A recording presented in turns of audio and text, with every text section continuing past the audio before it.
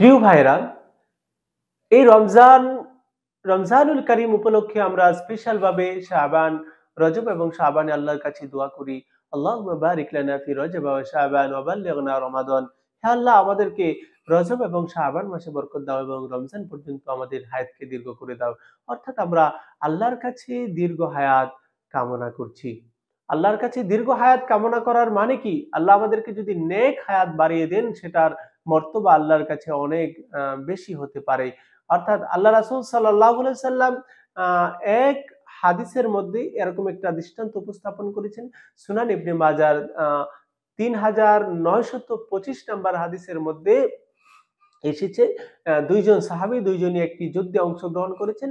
একজন যুদ্ধের ময়দানে শাহাদাত বরণ করেছেন, আরেকজন হচ্ছেন জীবিত ছিলেন। যিনি আ ১ বছর পরে স্বাভাবিকভাবে উনার মৃত্যু হয়েছে। তাহলে ২ জন সাহাবী একটা যুদ্ধে অংশগ্রহণ করেছেন। এর মধ্যে একজন সাহাবী শাহাদাতের মর্যাদা গ্রহণ করেছেন, শাহাদাত বরণ করেছেন। আরেকজন ১ বছর পর মৃত্যুবরণ করেছে। কিন্তু জান্নাতে স্বাভাবিক মৃত্যুবরণকারী ব্যক্তি শহীদের আগে প্রবেশ করেছে এবং তার মর্যাদা সেখানে স্পেশাল রয়েছে। এখন সাহাবায়ে কেরাম এটা শুনে আশ্চর্য হলে রাসূল সাল্লাল্লাহু আলাইহি ওয়াসাল্লাম উনাদেরকে বললেন, আচ্ছা তোমরা বলো, আ যে লোকটা আ শাহাদাত বরণ করেছে উনার পর ১ বছর পর আ আ অর্থাৎ ইন্তেকাল করেছে, আ ওই লোকটা কি ১ বছর জীবিত ছিল না?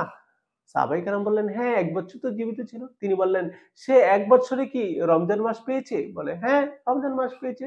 ১ বছরে রমজান মাস পেয়েছে, ১ বছরে রমজানের রোজাগুলো রেখেছে, ১ বছর যাবৎ ১ বছর যাবৎ নামাজ পড়েছে। নামাজ কি পড়েনি?" সাহাবায়ে কেরাম বলল, "হ্যাঁ, রোজা রেখেছে, নামাজ পড়েছে, রমজান পেয়েছে, কুরআন তেলাওয়াত করেছে।"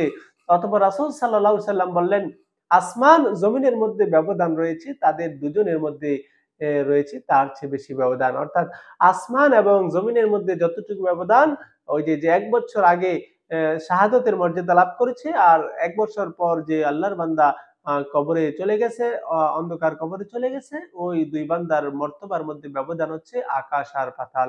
কারণ কেউ যদি একটা রমজান পায়, একটা রমজান মানে শুধু একটা রমজান নয়, একটা রমজানের মধ্যে এমন একটি রাত রয়েছে যেটা হাজার মাস থেকে উত্তম, যেটা আল্লাহ সুবহানাহু ওয়া তাআলা পবিত্র কুরআনুল কারীমে স্পষ্ট ভাষায় বর্ণনা করেছেন। ইন্না আনজালনাহু ফি লাইলাতিল কদর ওয়া মা আদরাকা মা লাইলাতুল কদর। লাইলাতুল কদরি খায়রুম মিন আলফি শাহর তানাজ্জালুল মালাইকাতু ওয়ার রূহু ফীহি বিইذনি রাব্বিহিম মিন কুল্লি আমর সালামুন হিয়া হাত্তা মাতলাইল ফাজর। সূরা কদরের মধ্যে আমরা বিস্তারিত আমরা জানতে পারি যে সূরা কদরের মর্যাদা কি, লাইলাতুল কদরের আ আ মর্যাদা সম্পর্কে সূরার মধ্যে বর্ণনা করা হয়েছে। সেখানে এই রাতের স্পেশাল মর্যাদা বর্ণনা করা হয়েছে খয়রুম মিন আলফি শাহর, হাজার কমপক্ষে ১,০০০ মাস থেকে উত্তম। তাহলে হাজার মাস থেকে উত্তম একটা রাত্র কেউ যদি লাইলাতুল কদর পায় তাহলে তার মর্যাদা আ অবশ্যই স্পেশাল হবে, যেটা রাসূল সাল্লাল্লাহু আলাইহি সাল্লাম এই হাদিসের মধ্যে আ সুন্দরভাবে উপস্থাপন করেছেন। এজন্য আমরা আল্লাহ সুবহানাহু ওয়া তাআলার কাছে নেক হায়াত কামনা করব। আল্লাহ সুবহানাহু ওয়া তাআলার কাছে আমরা আমাদের হায়াত বৃদ্ধি করার জন্য আমরা অবশ্যই আল্লাহ সুবহানাহু ওয়া তাআলার কাছে কামনা করব যেন আমরা এই পৃথিবীতে আরো বেশি আল্লাহর ইবাদত বন্দেগী করতে পারি।